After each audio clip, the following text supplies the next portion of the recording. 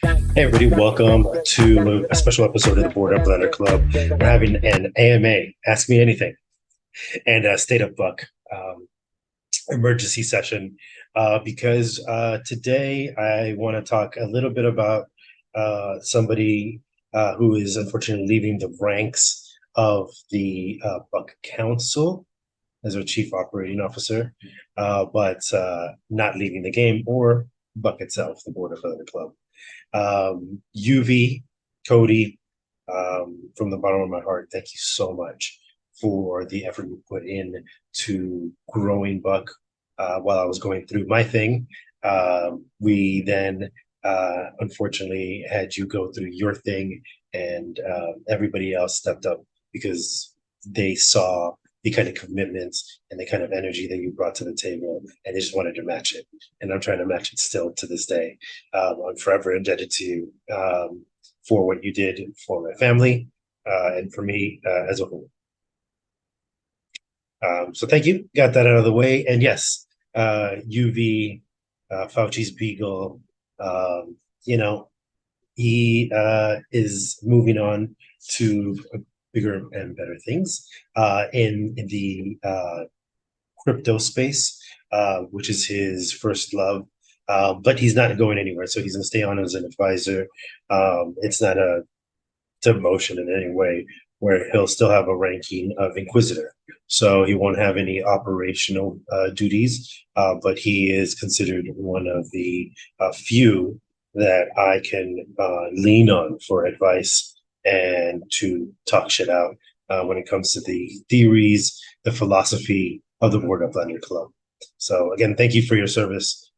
Greatly appreciate it. And I'm sure everybody watching this and anybody that's ever interacted with you would say the same. So State of Buck really quick is that we're pretty strong still, considering the fact that I pretty much took a year off.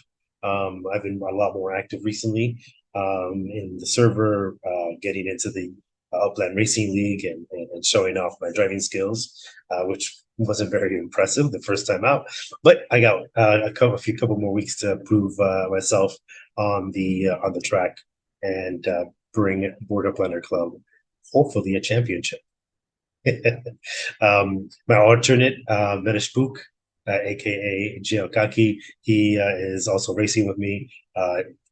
Finished fourth, which is a great start to his URL career. And as part of the State of Buck, that's something that I want to bring up into what we are planning to do. On Friday, I released a proposal, a plan in a sense, like a program, the two M's and an E program. Yeah, that went ahead and explained what my vision for what the Board Up Letter Club Racing League, car racing league, would look like. How I want to incorporate the whole Buck community, not just the properties around the track.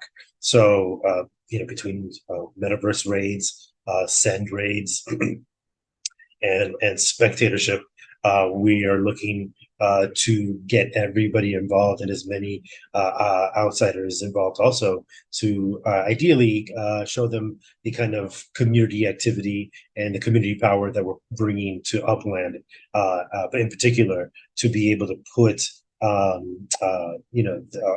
the idea of property value and what a community needs to do, okay, to bring those property values up.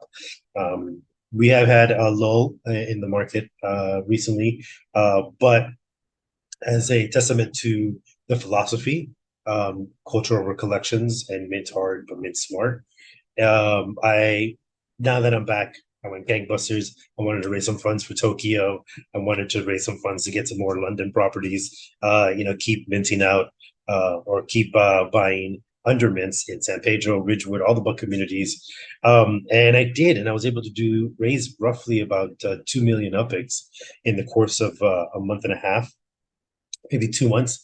And just based around the properties that I've had.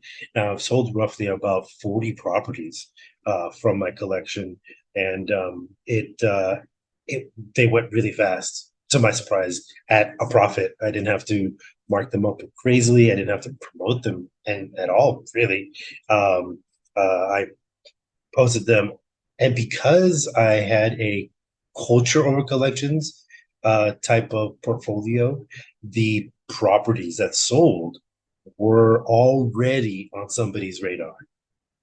So, for example, one of the few collections, the only big collection that I sold out on was Bel Air. I haven't replaced that yet, but luckily playing the market. That right there is not much about cultural over collections. That's a collection that I use to catapult my sales and the numbers up. But I did play the market in the way that allowed me to put in some USD instead of buying it directly from Upland into purchasing USD properties at very low prices and then reselling them at UpX at the main cost. So that worked out perfectly. I've only had to eliminate 3 collections, one that I've replenished in Brentwood and Sherman Oaks. But for the most part, I've been selling what is my treasure map. And even then, I didn't use the, how can I say this nicely? The, you know, philosophy of just I gotta buy anything and everything in sight just to build this map up. Um, there were moments where I did have to, or did choose, not have to, I did choose to buy a random property that I needed to be able to get to the treasure. But those are pretty much gone. Also repriced at roughly about what I bought them for, at a little bit of a profit because I've pretty much exhausted their value use. So I got more out of it than what I invested into it. So, so that being said, the Board Up Lender Club founder yields, the founder rewards, those went up, doubled. I was able to double them from the transactions that I was able to make in the last couple of months. And again, this is the state of Buck is based around founders, those that pay into the Board Up Lender Club, getting not only a residual reward for believing in the system, but and promoting it, but also having a gradual increase in those rewards. And that's what I like to bring to the table as the founder of this club, is the added value to the club, not just to your properties. So thank you everybody for all the efforts you've put into also maintaining the status of the Board Up Lender Club within the Upland ecosystem. We've had great contributions from Buckers that believe in what I was doing and saw an opportunity, an avenue for them to do something they love also and attach it to the board, to the Upland metaverse. So Shelter Group is one that has stepped up. He's doing his Explore the Block series. He's also very active in multiple communities, bringing the philosophy of Buck to that in the way he communicates and his form of participation within those other communities. Galactus, who has the track up in Ridgewood now, same thing, just keeping the activity on the server up and going and engaging. I can keep naming Coven Double X.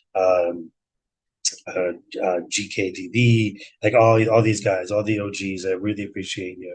I thank you very much. Laser Flip, homie, has come out of the East Coast woodwork to be an integral part of the Board Up Under Club. And it was, my honor to hang out with him for my birthday in Cooperstown for the Hall of Fame, Baseball Hall of Fame induction ceremony, and then tour the Hall of Fame itself. Finding connection with the people that we hang out, right, through our computer screens. But also, I was really happy to I'll give him the opportunity to enjoy the digital aspect of what Buck is. So the way he came into the group, UV recruited him, bought his director's Block Explorer slot, so that he can make a Board Up Thunder Club Block Explorer for himself. And as a thank you, I went ahead and got him a custom skateboard with the Board Up Thunder Club logo, a sick design for the grip tape, which is available in free stuff now. You can get that same design for your phone wallpaper. So doing things like that allows Buckers that are active and open to the philosophies and ideas of what we're trying to do here. To it opens them up to opportunities they didn't think they had in what is a game, right? Or now, as Upland likes to call themselves, super so yeah, the state of Buck is strong. We're going to have nominations for the COO starting Monday. UV has nominated two in Shelter Group and Chi-Town NFTs. John is also an integral part of what we're doing here. Shout outs to you. He also lost a loved one recently. And we're all thinking of you and keeping you in our prayers. But those are two great nominees, two great Uplanders, Buckers that would help the Board Up Thunder Club advance. Now, the COO is kind of like my right hand person. I lean heavily on this person to be my body double in a sense in coordinating events and community engagement. So when nominations go up and the voting begins on Monday or Tuesday, excuse me, voting nominations on Monday, voting on Tuesday, and we're going to keep it open until the end of the week on Friday for voting.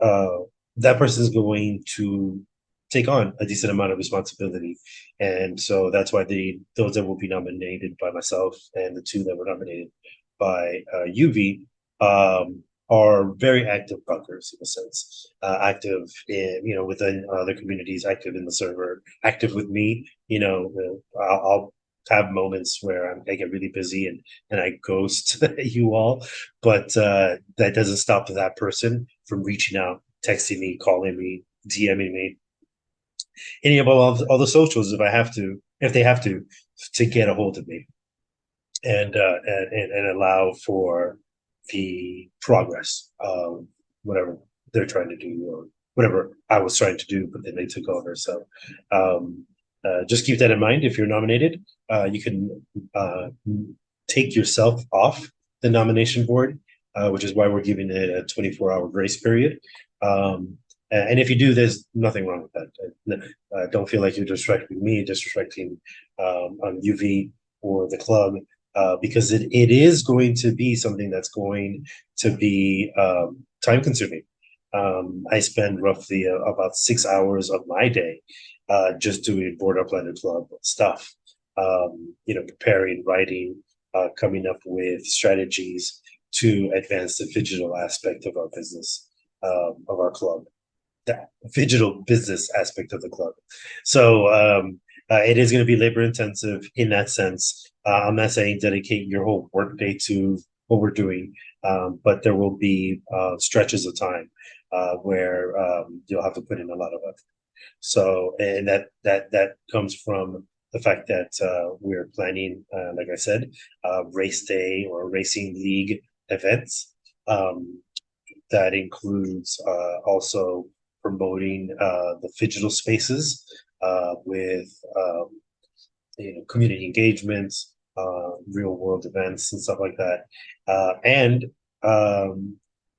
being able to continue the direction of the server.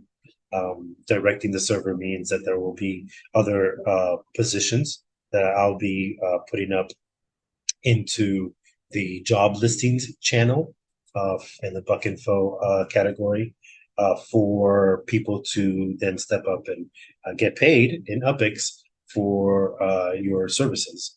Yes, the COO, all the Buck Council is a paid gig. You can collect that using exclamation mark work. Exclamation mark collect. And if your role on the server has a monetary or UPX compensation to it, then you will be able to collect that. Work, as you all know, if you know, a lot of you use it and love the idea of it, and it's a way to gain some free UPX from the club. We put you to work. Exclamation mark work. It then generates an auto bot response of the kind of work you did for the club. So, some of them were very funny. Some of them are pretty disgusting.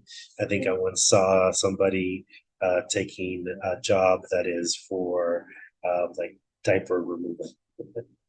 So, but you still gain some UPX anywhere between 500 and 1,000 UPX.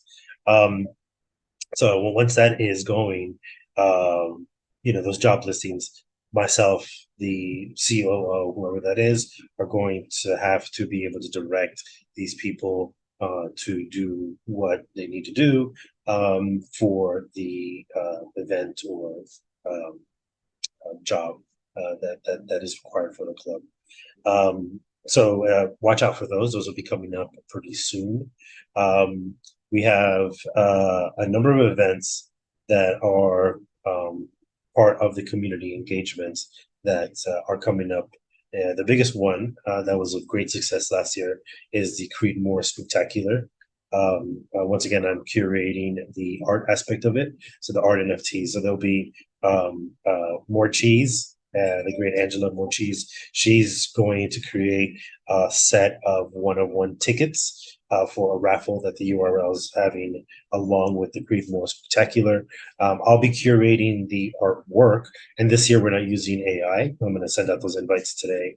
It took me a few hours to kind of find time to do it, but I went ahead and got them done. I'm going to send them out tonight to artists to encourage them in a thematically, for what is desired by myself, the art director for the charity, and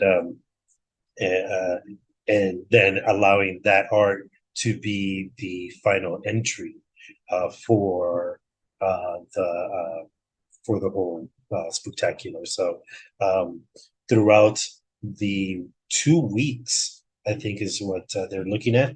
From mid-October to the end of October, we're going to have different raffles, auctions, excuse me, and different servers like we did last year. Board Up Lender Club, Creedmoor, UPX World, or excuse me, yeah, right. That's what it's called. And I think one more server is going to join us this year. So it might be 5 servers for the year.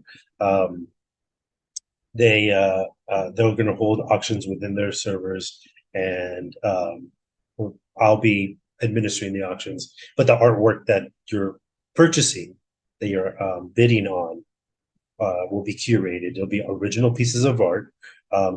This year, I want to introduce the digital aspect of it to everybody in the community. So whatever artwork you do win for this spectacular auction, not the raffle that Angela's working with, but the auction that Board Up Lender Club will be hosting, you'll get the physical. You can redeem it from the Board Up Lender Club website for a physical copy of it.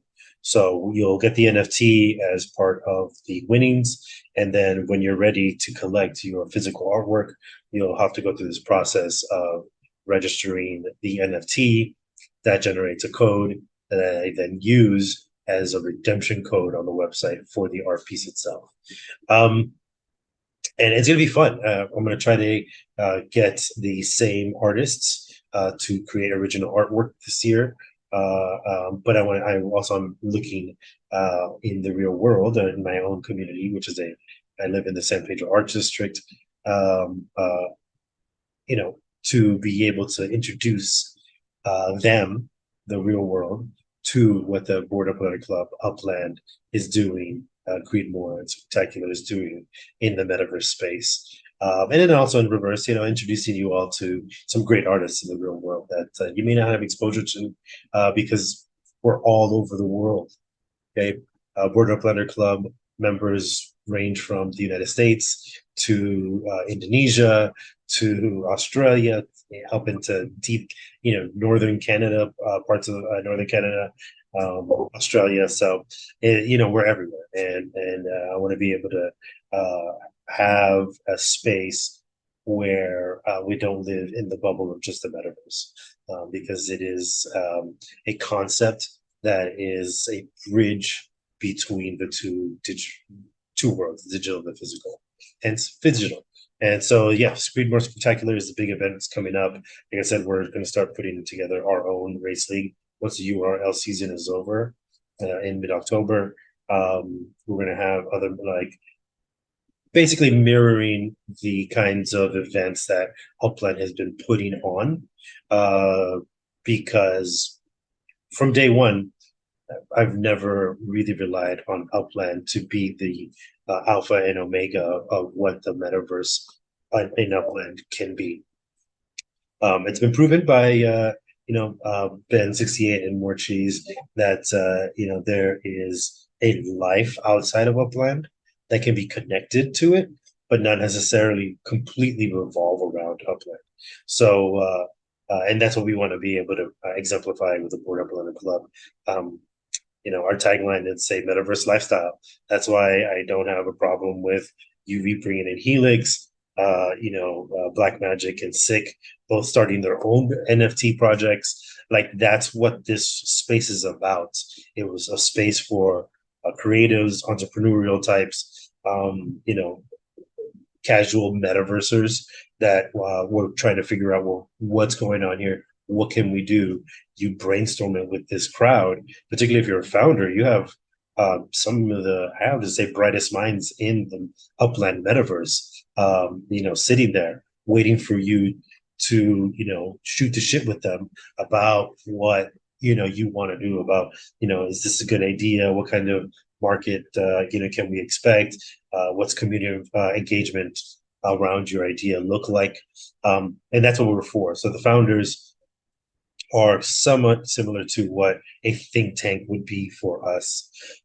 We have the general Buck Chat and general, Board Up on our club members, but the range there is large and not necessarily as proactive as the founders would be. Remember, they paid into being founders, so they're going to have a sense of skin in the game to be able to have the opportunity to be involved in the advancements of the Board Up Club and Upland as a whole. Value plus has been a big thing for us here. That's why we preach the culture over collections, because you will get much more value out of that if you're flipping these properties than if you're just, collection chasing and then getting stuck with these, overpriced sometimes, hard to sell because they're really large type of properties that, the market in Upland is starting to mature the further it reaches out to the general world. So this disposable cash in Japan, in Germany, and parts of London, much higher than in the United States and Canada, particularly Latin America too. But there's also parts of Latin America, like in Brazil, as we've seen how hard Brazilians have come into the game and the kind of investments and movements they make. It's found there too, the expendable cash. So that being said, yeah, we want to be able to attach ourselves to the opportunities that these new avenues bring us. A really cool one that I'm looking to work with Upland, because it was mentioned, and I want to be able to really kind of push hard on it, is to give entrepreneurs, those that are just opening meta ventures, a meta venture friendly or meta venture only type of user interface. So what I mean by that is with meta ventures, they streamlined it, which I really love. And even though they're working out the kinks still, you can just go to the city hall, file your paperwork there, submit your images, and then boom, your meta venture is up for review. Well, I want to do the same thing for the developer button, the little purple dots on our map. I want to be able to have an entrepreneur that already has a meta venture open up, but has other properties that they want to have this purple dot on, because all it does is link to their existing websites. So people can shop in the metaverse aspect, paying for things in UpX, and then they can go to the purple dot right next door that links them directly to their actual physical website, and then they can pay for stuff in cash and UST or whatever currency is available for them, and use the same interface. Right, you go to the city hall. There's a like a developer function similar to the MetaVenture one, where it says, type in the graphics for your developer dot, the purple dot, and then click, click, click, boom. After review, you get a purple dot on your property. Um, which is a completely different process, much easier than what factory owners and you know those selling like map assets and stuff like that are having to go through, which is a bigger hurdle because they want to be able to make sure that the products being sold in the Upland Metaverse match not only the aesthetics but the programming of the platform itself. So if they can streamline that part, man, I'm telling you, businesses are going to fly into the Upland Metaverse because they'll see that they don't have to fuck with the gamification of it. That's the number one gripe that I get from business owners. They're too busy running their business to play a fucking game to make money.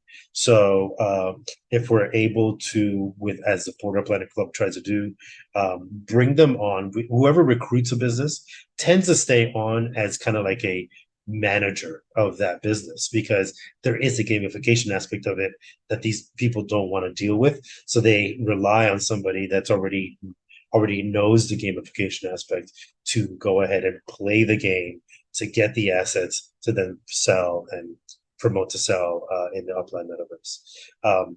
If businesses are able to streamline that process where they can just set up the MetaVenture, have those assets, and it's not really gamification because there is a listing now that allows the business owner to just look for everything that is being sold on the open market.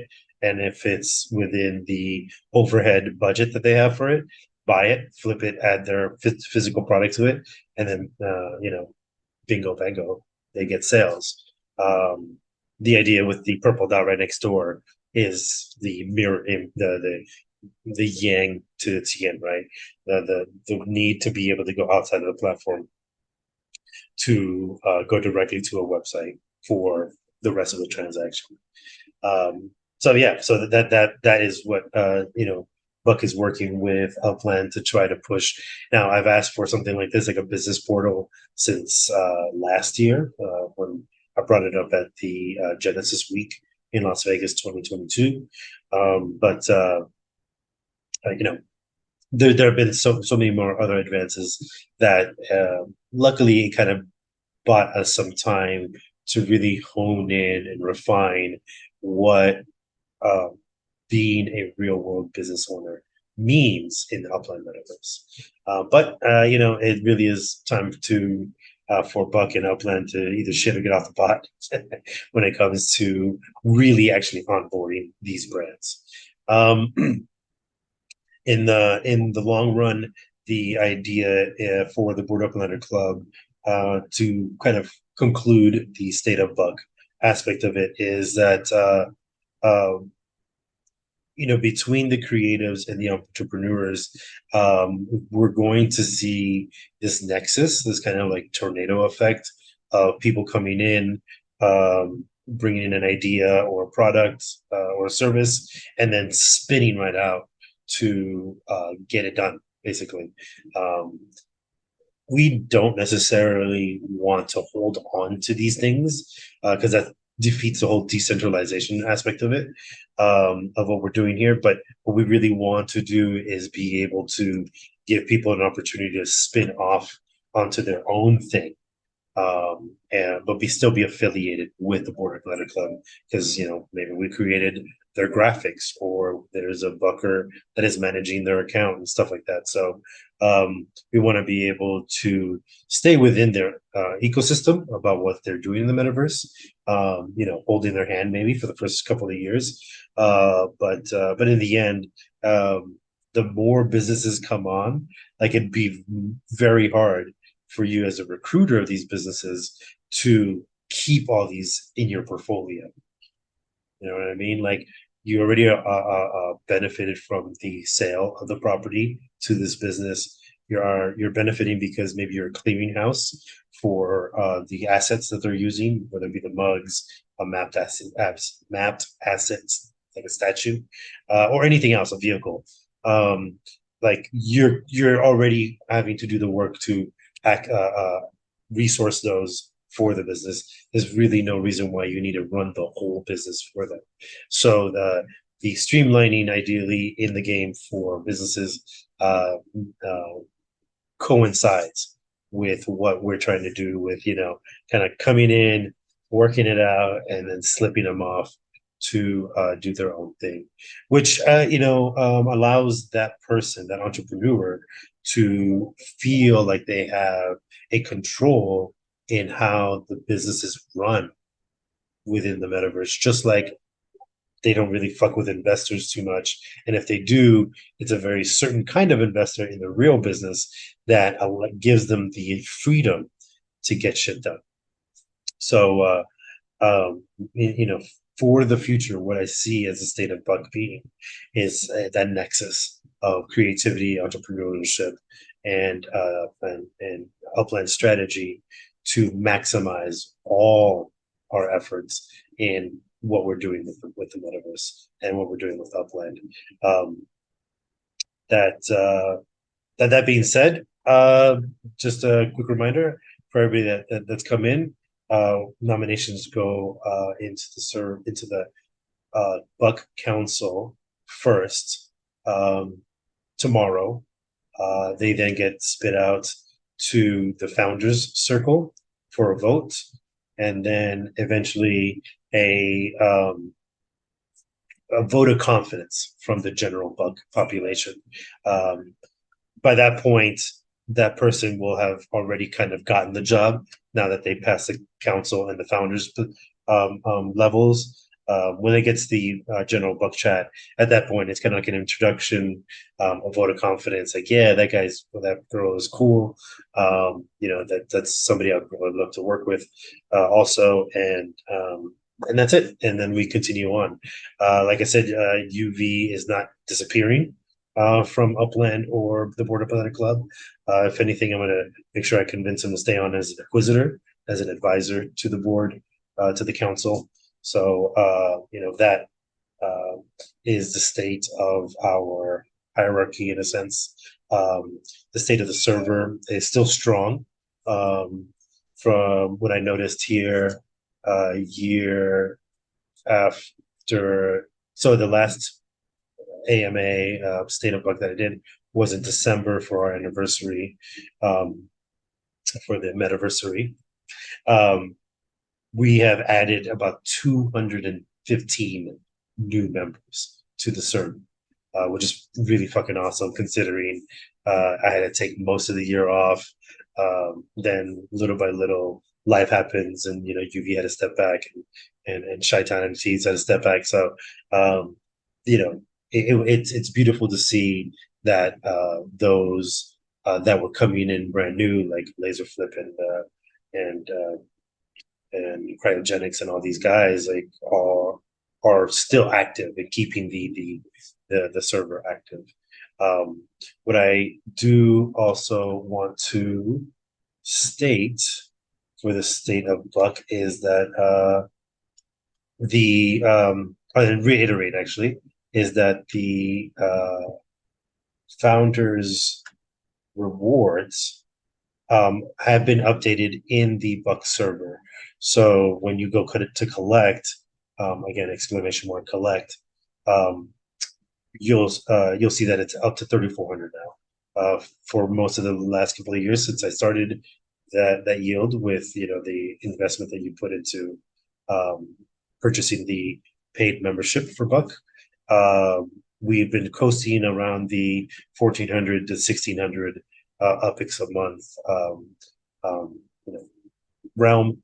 But now, luckily, we're up to 34. I was able to double it with the moves that I made. And that's about it. Racing is coming to the Board Up Under Club. We got the tourney bar going. Creedmoor Spectacular is happening. Keep a lookout for that. It's mid October, and then the advancement of uh, adding the real world, the digital aspect to these neighborhoods is going to be a major work that we're all going to have to kind of have a all hands on deck type of thing. If you're, a Ridgewooder, if you're a San Pedrin like I am, if you're in Norwood Park, Sherwood Estates, Old Hickory, whatever community, Glenview Gardens, whatever community that you are residing in and want to be a community advocate for, a community manager for, yeah, we're going to need your help because whether it's Norwood Park and James, I love you. Thank you for being so patient. We're going to still continue to work to bring his football club into the Upland Metaverse through Buck, through Norwood Park. Ridgewood has a very popular following. I love that shit.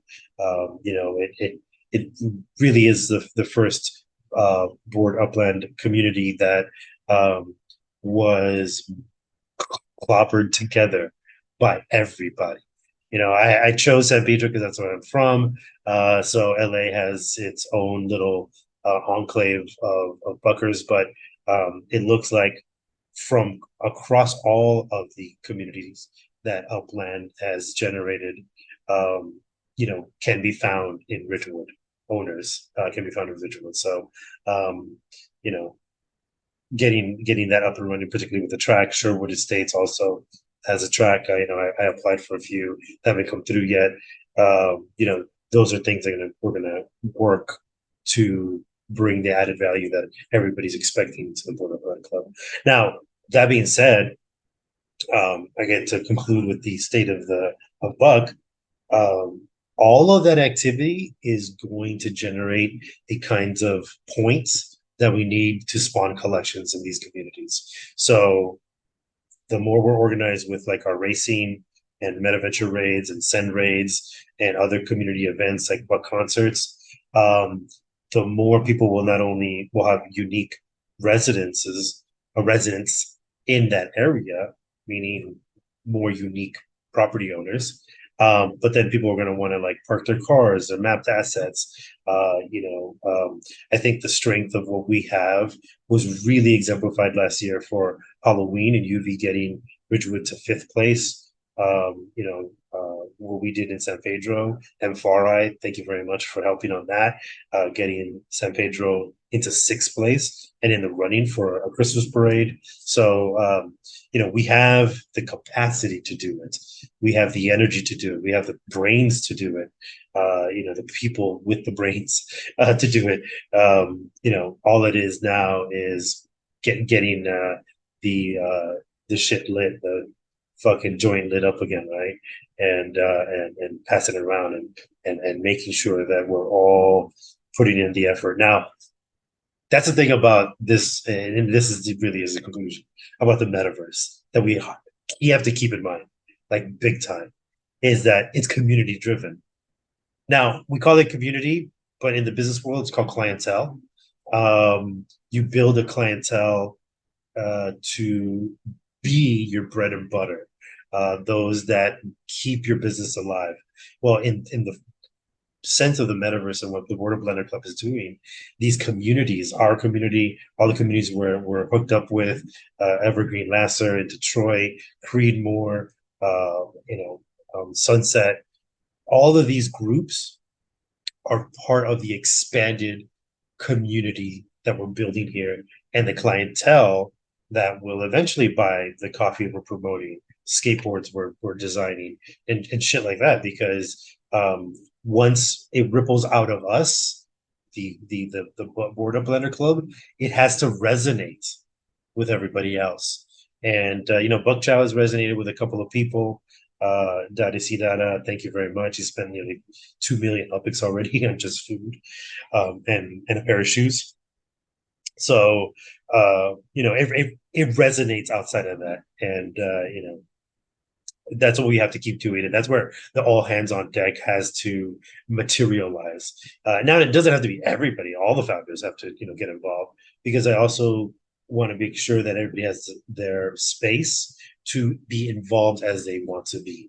Not everybody's a programmer, not everybody's an artist or an entrepreneur. There's a more passive way to deal with this, and that's in the form of word of mouth.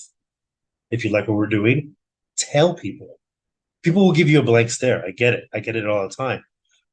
But once you crack that fucking embryonic sac of that's causing the blank stare, and you see this birth of what the person can imagine is the potential of what you're doing, then I mean, it's hard to describe the satisfaction that one gets from seeing that happen, from going from blank stare to wheels spinning, and you can see that through their eyes. So just keep on it. Keep telling people what you're doing. Keep telling people about the metaverse, about what it's like. If you want to explain it the way that Buck is doing it, just tell people we're building a digital mall. They get that, right? And what do you find in malls? You find stores, you find entertainment, and you find reasons for people to stay in the mall as long as possible. Food court, like the malls and casinos are the labyrinths of modern society, because you can go in at one time, during the day, and you come out and it's fucking dark.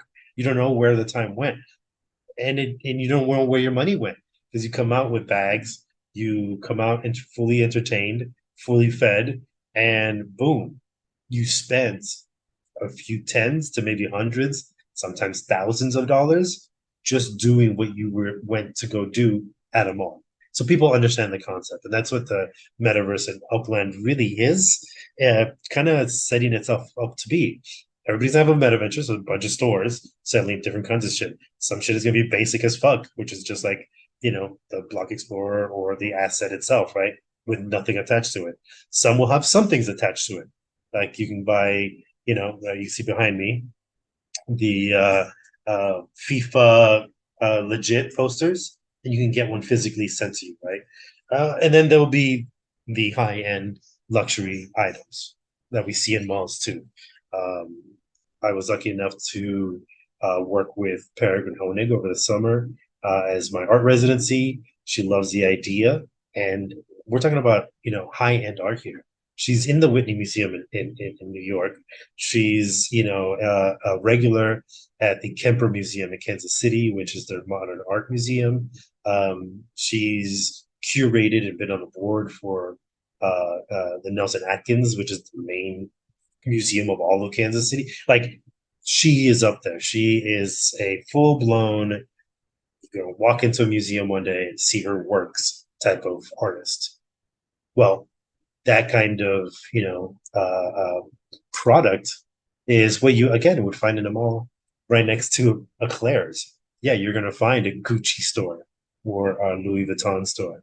So the diversity of what we're bringing to through the Board of Learning Club is going to be part of the beautiful diversity that the Upland metaverse itself is going to look like when it comes to what is offered to the consumer. And then the gamification and entertainment aspect of it is there. Dane the Man is working hard to do a concert version of the Upland Cafes, where you go to this dot and it launches you to a menu to watch whatever concerts you want, based on the Limelight app. So there you have that entertainment, a live entertainment aspect of it.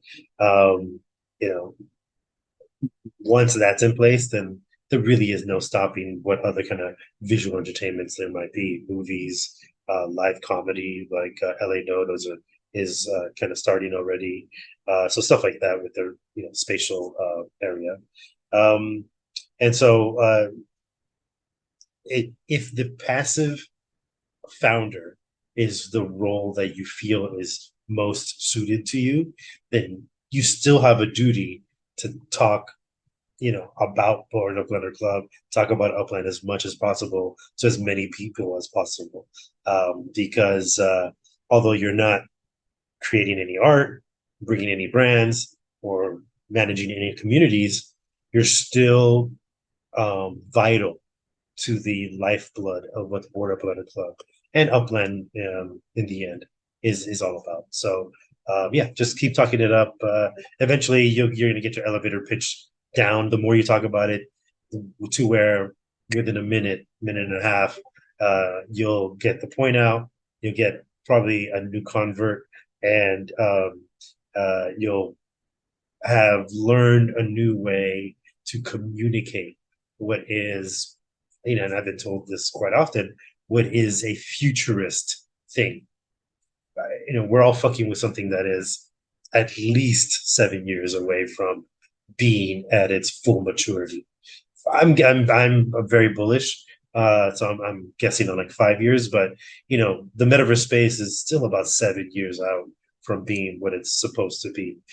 As we've seen just in our time together through the Border Builder Club, VR goggles go from these big ass helmet type things to much more streamlined glasses. Augmented reality, I think, is going to be the next realm of that, where you can just wear your Ray-Bans, walk down the street, and then if it notices a QR code that is of an AR construct, it will launch it for you if that's what you have in your settings. Think of like Blade Runner, this last one, and how people were wearing those glasses and walking down the street, and they can see all the advertisements of all the businesses. You take the glasses off, and there's nothing there. It's just the plain old regular world. So that's that next frontier that will, I think, crack the mass appeal shell, because people don't want to look like fucking idiots when they're walking down the street in public, with these bulky ass things on their head. And I bring up Ray-Ban because I think they're the most advanced in the mass appeal of wearing lenses on your face. They have their festival shades, what they call them, I think. They're their Wayfarers that have dual cameras on each side, a microphone now, and actually, I think they finally, for this year's model, the 2023s, have put in the connectivity with your phone. So it's a full-on wearable phone accessory. So again, next frontier, just putting the film on the lens that allows the projection of what you're seeing in augmented reality in reality. So yeah, that's the state of Buck. So we're gonna move on to do the AMA. I'll be happy to answer any questions about anything really, upland strategy also, or shoot the shit about whatever it is you want. If you're watching this as in the recording, still shoot us an AMA question, either through straight DM in the Buck Central category. I'll open up a channel for AMA questions. I'll keep it open for about a week or so, so that I don't, it's not open in perpetuality, and I get backlog of questions and shit like that. So let's get on with the show.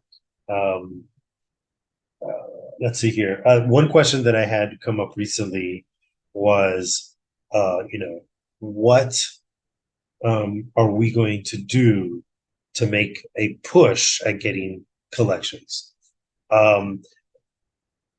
And my answer to that is, sadly, because of real life, the personal issues of some of us have, the most active of us have had to deal with. A lot of what we were doing, the efforts we were putting through, or going through last year from June into December, had to kind of subside. The water receded there, but we already have a foundation of what is possible. So it's not. I don't think it's going to be foreign to any of us to try to get that back up. And so the efforts between excuse me, the racing, and the other community events, um, I think will start getting, or will start generating or churning that activity, that enthusiasm, in Buckers and then the general community outside of the Port Oakland Club, um, to participate in getting our communities up in the top of ranks.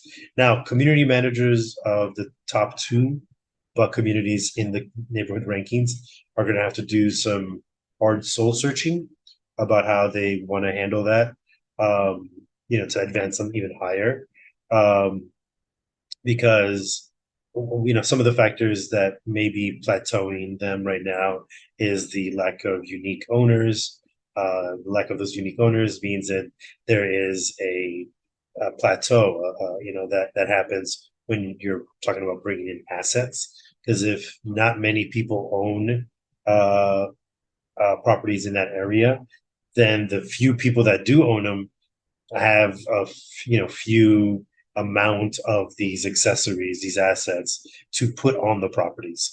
So I love that Sherwood Estates, Lakeview Gardens are up there, but at the same time, it's really pricey to get in there, and because the pricing is starting to price some people out, then there is a limit to the number of unique assets and owners that may enter there. So, there might be some soul searching that will require them to, sell at a reduced cost some of their properties to board up lenders, or to like in special events. And that's what I mean by like community engagement for these communities. If, and the soul searching, like we're going to bring people there for you to enjoy, but this is RTC disconnected. Is that thing? But they oh, there we go. But they they're going to have to be able to um,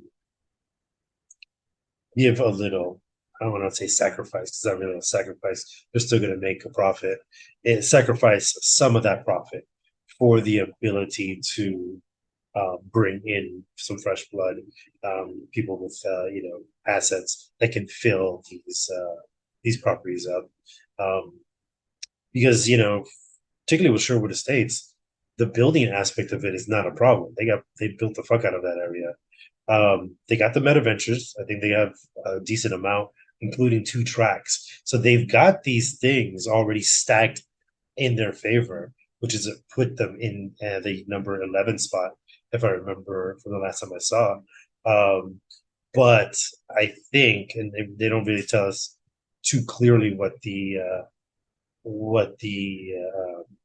factors are, but getting the unique owners in there, I think, is going to be important for them to get over that hump and then start making the climb again to 9, 7, 5, and then to the top spot. So yeah, I think the first few that got in my opinion, got in because they started off with a community, kind of like what we did in Ridgewood. Started off with a community that went in and bought up an area, and that created a unique owner um, viability. So instead of just dissimilar to what I did in San Pedro, where I just went and kind of ventured off on my own and then met people that were into San Pedro also. Um, Ridgewood, in my opinion, has a golden opportunity to take the variety, the uniqueness of the ownership there, and take advantage of it. So we're building the hell out of it. A lot of the properties we can't because they're too small for the current buildings to fit on there. But that doesn't stop the different owners of just putting a crate on there, parking their car, putting setting up a mapped asset. So the Bridgewood, kind of like San Pedro in a lesser sense, has the opportunity to really exploit that. Norwood Park also has a huge opportunity there, and with the help of James and Smart Owl Coffee, I think they have a real good chance to catch up to the rest of us. Like I said, I think Sherwood was in 11. Glenview was like 19th or 20th. Ridgewood and San Pedro are about neck and neck in the 70s, I believe. The same with Norwood. That's riding like just below us in the 80s. So um, uh, I think we've set ourselves up to be very um, fortunate to have the ability to get different people into our communities, and that's one of the things about getting using such large communities, because it keeps Norwood Park, Ridgewood, San Pedro some of the biggest neighborhoods in the rankings. So uh, that keeps a level of accessibility that Century City doesn't have, Playa doesn't have, Howard's Beach doesn't have. So they've kind of like priced themselves into a corner where they're enjoying the benefits of that, those that already bought in. But there's not going to be much new effort to want to get into those places, because the collection itself, since they're standards, doesn't match the initial cost of getting into those places. Um, I heard somebody mention that there's a possibility that these collections can go up in ranks, so from a standard to a exclusive, and then to a rare and ultra rare. So if that's the case, whatever metrics are that's going to cause them to go up, I don't think Upland is going to veer too much off of what made them a collection in the first place. So I think they're just going to probably amp, or put the numbers on steroids to be able to get them to that next level. Um, so yeah, so that's what we're going to do. The MetaVenture raids, I think, are going to be vital, because that is another of the factors that I have heard is that goes into collection status, which is the amount of UPIX that the community puts into the community pool. So through land sales, MetaVenture sales, all of that adds up, and it shows the level of activity, of economic activity in the area. It's not just a fucking ghost town. So, I think the send raids and the MetaVenture raids are going to be huge for that community, collection spawning aspect. So that's the answer to that first question. What are we going to do to start collection chasing? And I think going back to what we did for Halloween and for Christmas, for the holidays, is going to be a big factor.